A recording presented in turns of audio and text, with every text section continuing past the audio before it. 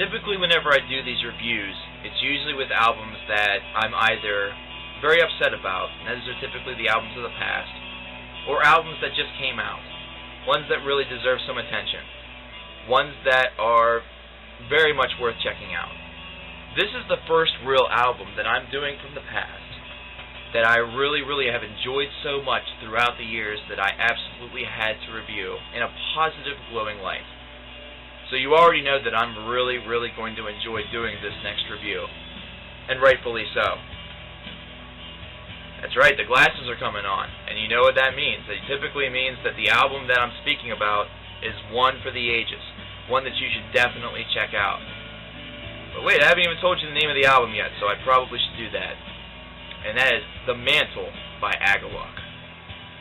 Now, for those of you who don't know who Agalloch is, they are a progressive / doom / atmospheric / folk band from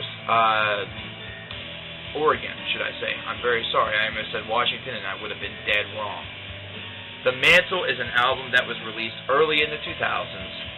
Features 9 songs, and in my opinion, and this is strictly my opinion, because even my best friend will really bicker back and forth with me about this, in my opinion, is their magnum opus.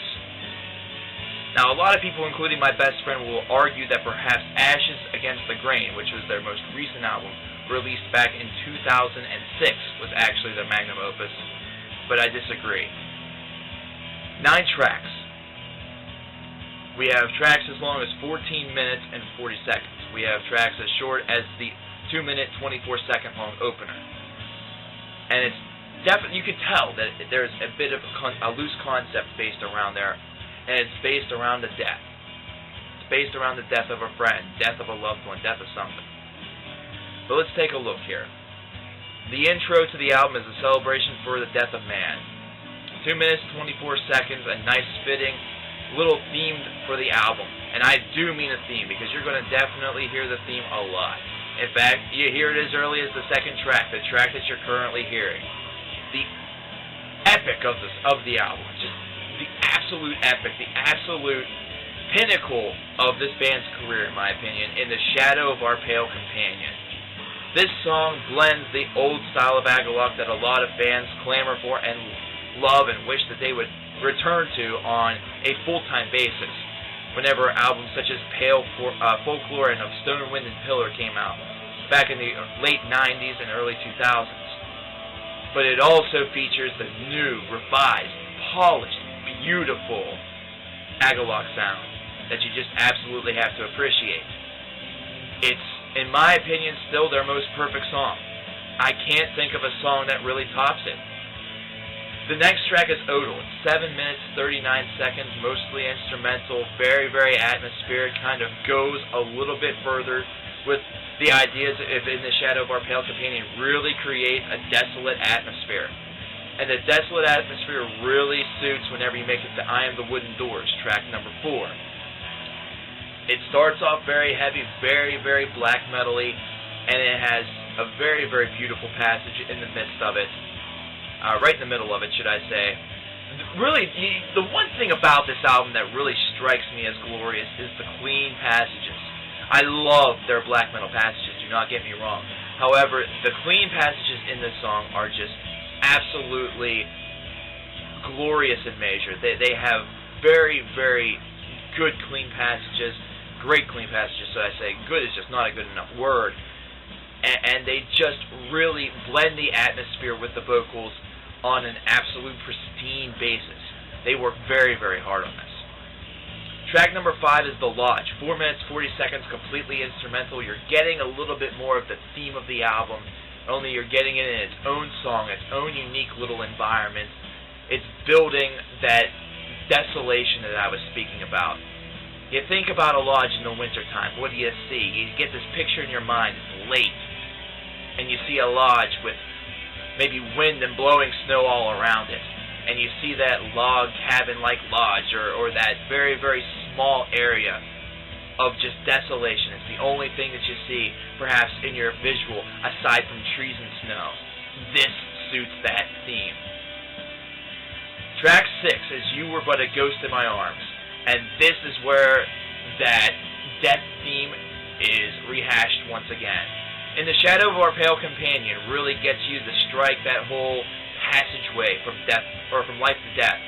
But You Were But a Ghost in My Arms really shows the fact that the person who has died in this case, if that is indeed the underlying theme of this album, is somebody exceptionally close, someone who was loved very, very much.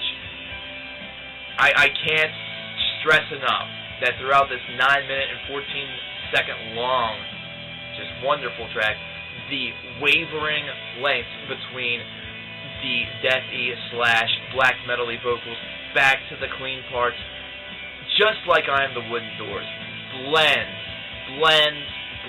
to perfection.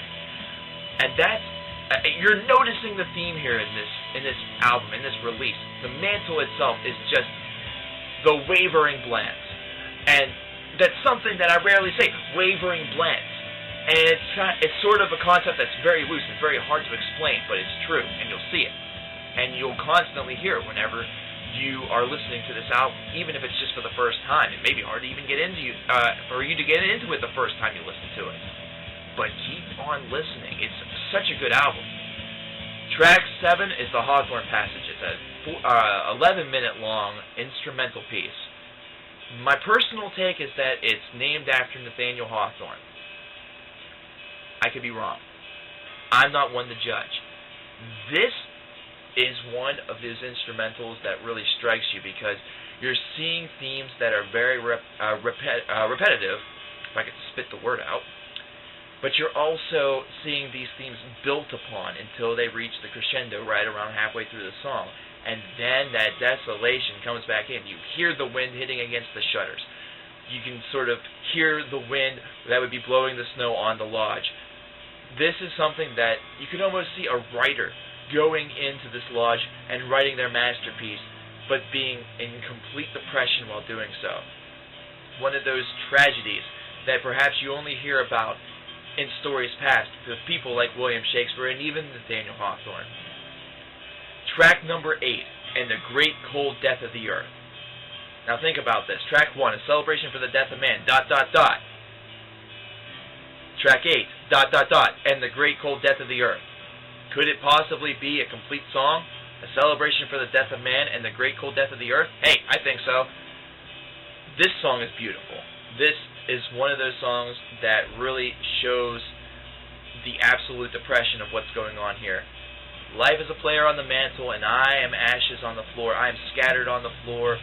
There's multiple different lines there. It is just pure, syndicated depression, and you hear the theme again. The theme that you heard from the lodge, you hear it at the end of And the Great Cold Death of the Earth. So the theme is coming full circle nearly. And let me tell you, if you're not touched by the tubular bells, as some people will call them, at the end of this track, if it doesn't move you to potential tears, I give you props. Because personally, it almost did that for me. It was just perfect ambiance. Track 9 is the final track. It's called A Desolation Song. 5 minutes, 8 seconds in length.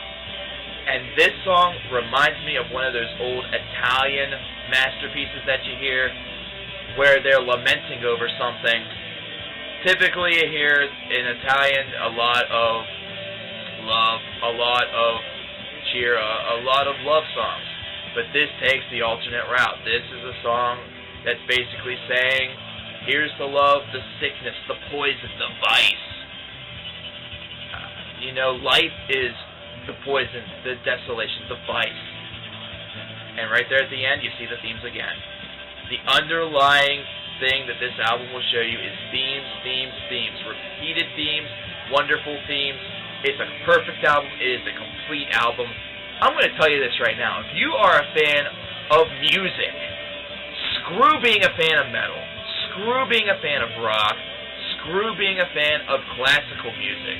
If you are a music fan, in my opinion, in the opinion of the Coverkiller, you need to own The Mantle by Agalloch. So go out there and listen.